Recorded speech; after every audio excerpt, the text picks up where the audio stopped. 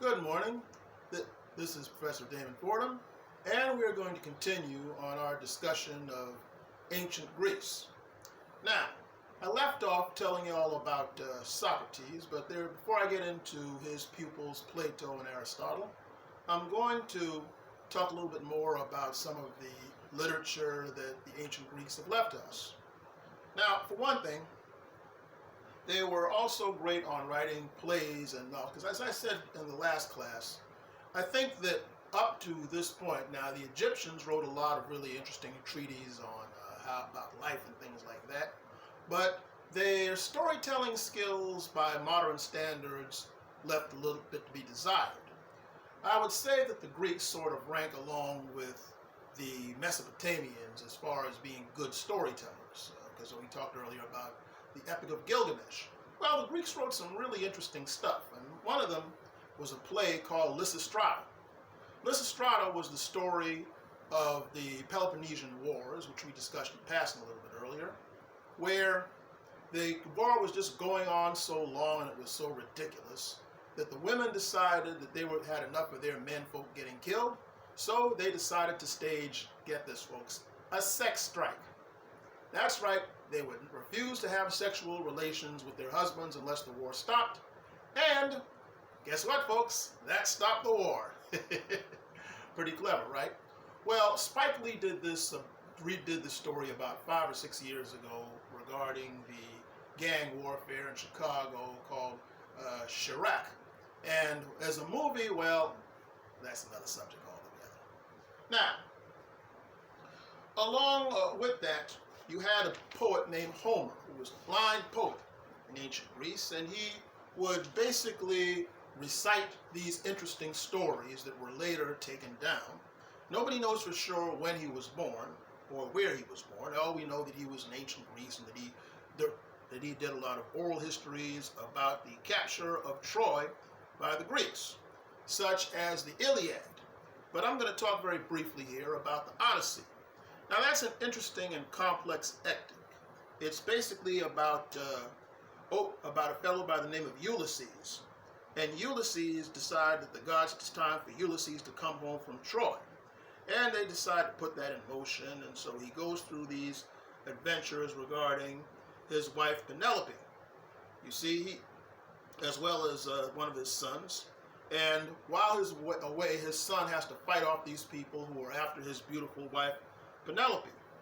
And so he has to head home by fighting the Cyclops, this one-eyed giant and so forth. And he goes to Hades to speak to his parents. Hades, of course, is the underworld, i.e. for the afterlife in ancient Greek mythology and so forth.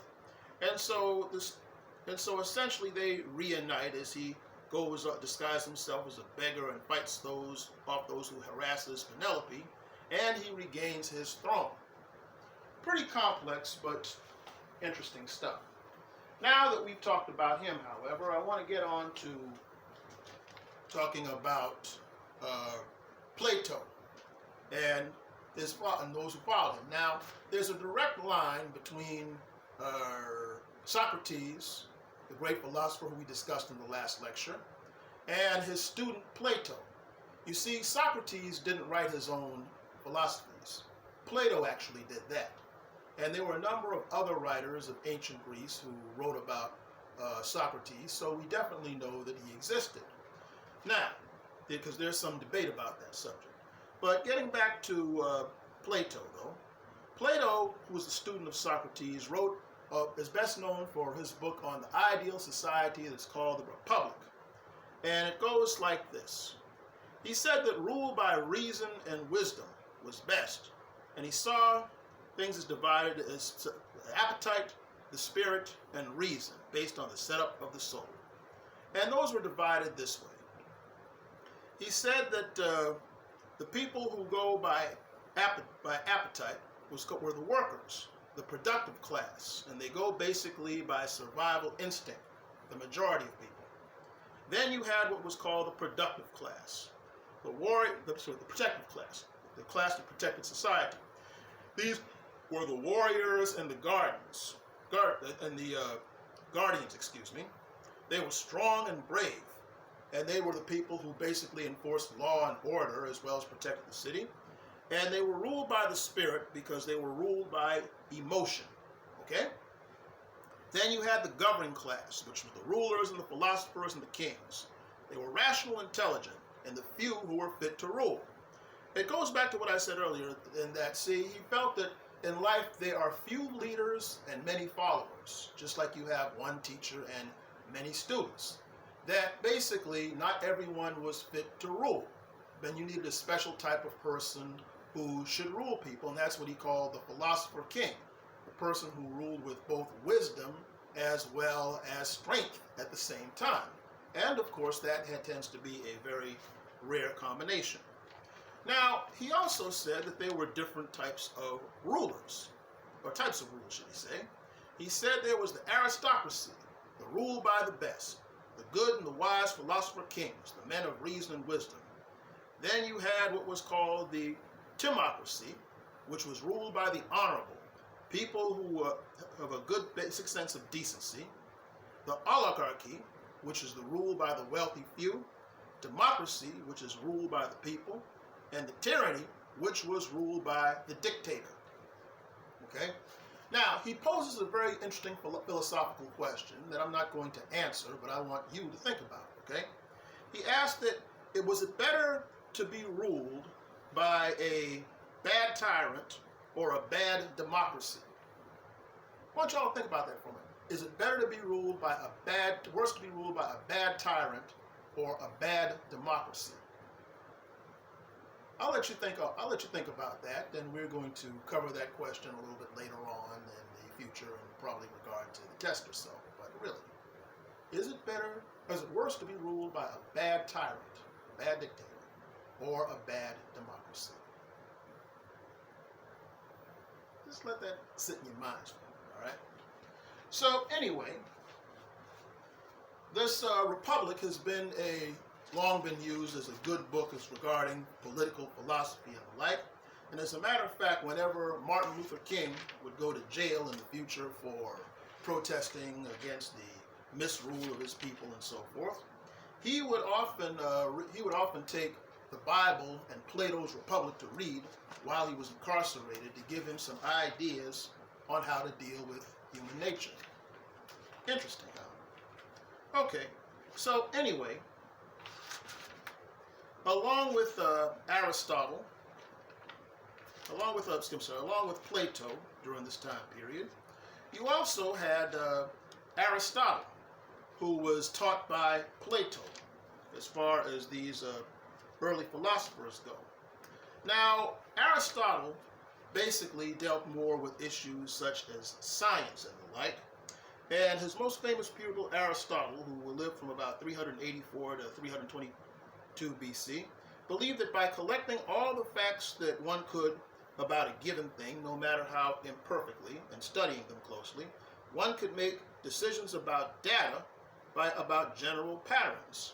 And this was kind of like the foundation of the idea of how, when you do a scientific experiment, how you basically have the hypotheses of a subject, and then you have the experiment to test it out, and how you draw a conclusion. So Aristotle, in a sense, combined both philosophy as well as an early form of science. So, however, during this time period, you begin to see some really wild things happen in Greece. Some of it has to deal with the issue of bad leadership. You had, for example, a fellow by the name of Cleon, who would later be referred to what we call a demagogue. Now, this Cleon fellow, who was died in 422 BC, he was an Athenian general in the Peloponnesian War, and he was an aristocrat who pretended that he was one of the common folks. He would rile the public up against Greek officials and the nobility and the Spartans, and he urged the Athenians to kill the adult males of a warring kingdom, and this was voted down, and he was killed in 422 BC in a battle. Now, this Cleon fellow was described by a writer by the name of Aristophanes in a book called The Knights, and he said, "You are the fishers for eels in still waters that they catch nearby. But if they stir up the slime, their fishing is good. In the same way, it is only in troublous times that your line, that the line that you line your pockets. In other words, in times of crisis, false prophets do well. Deep, huh? Now, later on, you have this idea called Hellenization, which deals primarily with the idea of conquering Greece and of Greece conquering various other countries and spreading Greek culture around the world. And the main guy, and they have this thing called the Silk Road, which I'm going to talk about in a minute. But this leads to the greatest conqueror of that time, which is Alexander the Great, who was born in 356 BC and died in 323.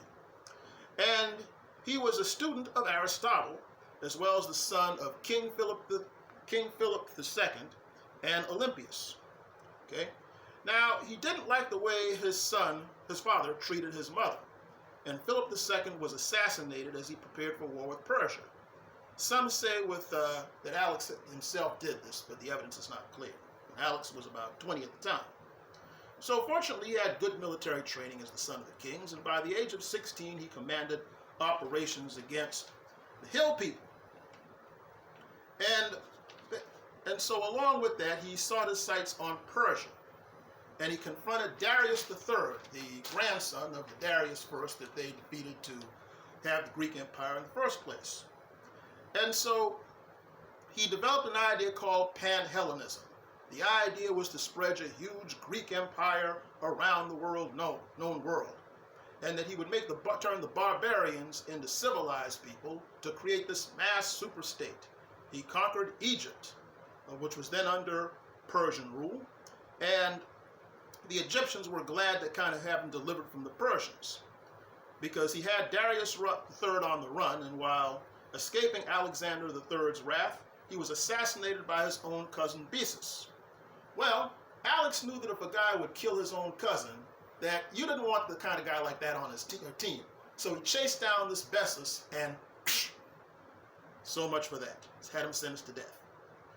So he went on through Egypt all the way over to India and such. So this was the largest empire known up to this time. And he had planned to go on to Italy, but he died of exhaustion and fever at the age of 33 while he was in Babylon. But see, part of it because he loved partying and he loved drinking hard, and he also had a thing for young boys. Okay? So all these things combined basically led to his own death. But one of his major creations was the Silk Road that led from ancient Greece to China, which was a major trading post for years, and the trading between these advanced civilizations helped kind of build each other up along the way. Now, also in the midst of this, you began to have some really strange characters running around ancient Greece in those days. For example, you had these bizarre philosophers who passed on a lot of this unsound doctrine. For example, there was a guy named Diogenes. Now, Diogenes was just plain sick. He walked around, he refused to wear clothes. He walked around either buck naked or wearing a barrel. And he believed in performing disgusting sexual functions out in the public. Okay? And so essentially, he had a lot of people following him. He was basically a leader of a sort of hippie type commune that you would have in more recent times. And then you had another fellow by the name of Epicurus, who had a school called the Garden, which everything was good and they should all follow earthly pleasure. Okay. So then you also have a fellow by the name of Zeno from Cyprus, who practiced basically this idea called Stoicism, which essentially was the idea that that basically you should stimulate this own perfect world. It was sort of an idea of a sort of utopia type thing. And a lot of these things were combining as far as the fall of great leadership that would eventually lead to the fall of Greece and the rise of Rome. And that's what we're going to talk about in detail when I see you good folks Monday. Take care.